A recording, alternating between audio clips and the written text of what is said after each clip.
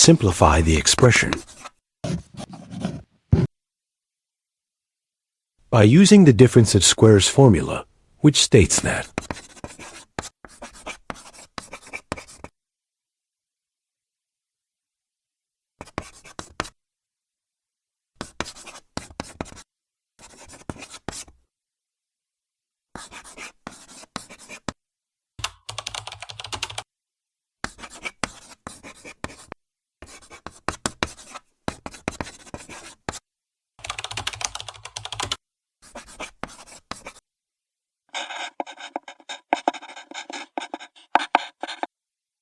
Now, substitute these values into the difference of squares formula.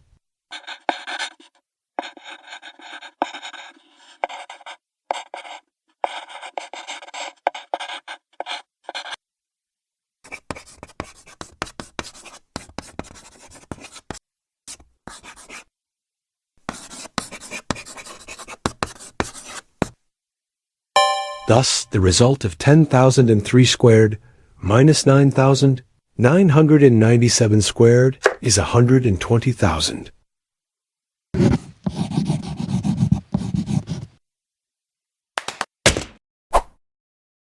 Thank you for watching.